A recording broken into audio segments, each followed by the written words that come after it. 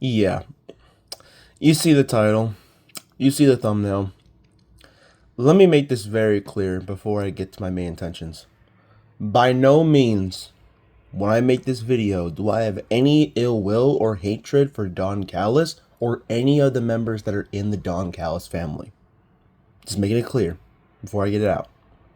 But I am sick and tired of the Don Callis family, and I've been done with this group for over a year now. And for anyone that has been on this channel, you already know that.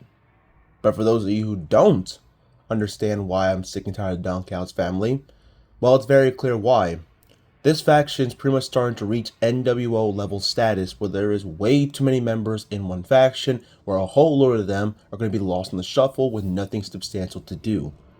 At this point, the only members of the group that actually matter and have received massive success are Kyle Fletcher, Konosuke Takeshita, and Kazuchika Okada. And even then, one of those members, Okada, didn't even need to be in the family because he already was successful before he even joined the family in the first place. And it's crazy the fact that I'm trying to make this video about it because last night on AEW Dynamite, 2 new members were introduced into the family.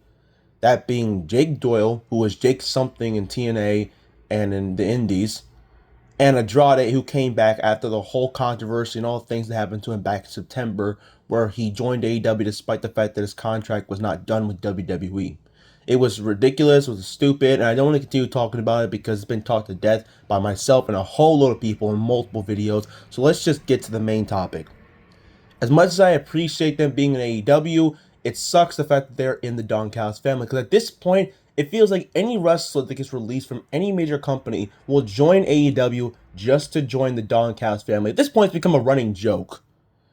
And the thing is, they'll join the family, but what does it do for them?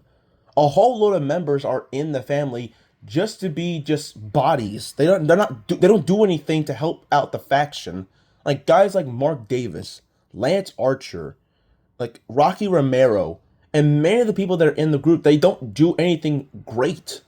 Like they're just the ones who get pinned. And even guys that had promises like Josh Alexander, what has he done in the group either? Like, yeah, he's been brought in some of these big pay-per-view matches. Like he was in the 6-man tag match at AEW Full Gear with the Young Bucks where he took on Kenny Omega and the Jurassic Express. But again, it did nothing for him because he didn't get the pin.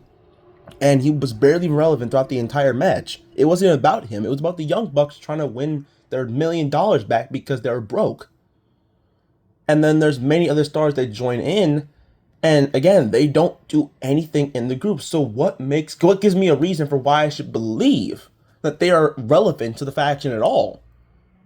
Like at AEW Forbidden Door, they brought in Wardlow just for him to get injured. And there was reports that he was going to be facing Hangman Adam Page at All Out for the AEW World Championship. Thank God that didn't happen. They gave it to a much-deserved competitor in Kyle Fletcher. Because I do not care about Wardlow. And that's the thing about this group.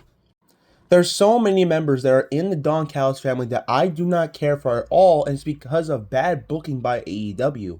Like I said, I don't care for Wardlow because he was very hot after he turned on MJF, and what did they do with him? They immediately gave him the TNT title, and due to bad booking, he was a very bad champion, and the fans stopped caring about him. Things with like Brian Cage as well. Like, what has he really done in the faction? Like, Rocky Romero hasn't done anything. He was definitely better off in New Japan.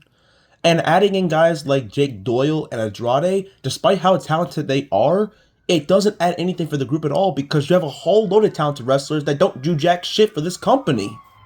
All this faction does is just give them TV time. And that's not an issue. Like, I'm not complaining about the fact that they're getting TV time because it's good to see that they're always on television. But it's like, what is it doing for them at the end of the day? Like, yeah, they'll get big extended contracts and they'll get paid big money to go see their families, but like, at the end of the day, this is still a business, and even though, yes, they'll get the time to go out and do what they love to do, if they're getting booked poorly and they're not doing anything substantial, then what is the point of them being in this family? At that point, they're just the stooges for Don Callis to be protected from. And they're not going to be anything else. Like, they're not going to win any titles. They're not going to get a chance to try and speak to the audience. They're just standing there. They're pretty much just, at this point, just like, you know, like for like Mustafa Ali's faction, where like you have all those like guards and all those ones who are just standing there. That's pretty much what I could think of the Don Callis family at this point. Like a whole lot of members just standing there, not doing anything substantial. They're basically like when the president walks down and he's ready to make his presidential debate. It's nothing great. It doesn't help the group. It just makes all of them look like weaklings compared to the main three that actually matter in the faction. Like, it looked like when Andrade was actually going to be officially back in AEW that we would see him and Kenny Omega, but obviously, of course, all the things happened and the match didn't happen. It looked like it was going to happen in Wrestle Dream. But Kenny Omega has moved on from the family, so now, what is Andrade going to do? And what is Jake Doyle going to do? Again, he's just another big man that's already in the faction with a whole load of big men. And when Warlock comes back, then it's going to be fully crowded and he ain't going to do anything. See, that's my major problem. This faction has way too many members.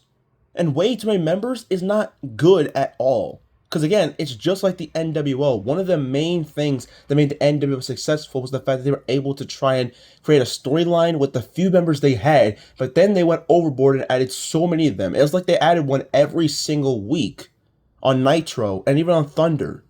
And it didn't help the faction. It just created a whole lot of chaos, and then we had the whole NWO Wolfpack versus the regular NWO War, which you could say really hurt WCW. And this, I feel like, is starting to be the one thing that's really hurting the current product in AEW, because right now, they're doing well in terms of being able to try and deliver good quality shows every week. But this is the one factor that really pisses me off every week, is the Don Callis family and them adding members all the fucking time.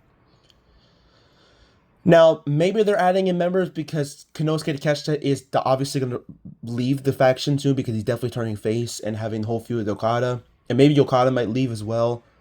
But, like, when those main three go, Takeshita, Okada, and Fletcher, what's next? Who's the next big star to be built up in this faction? Andrade?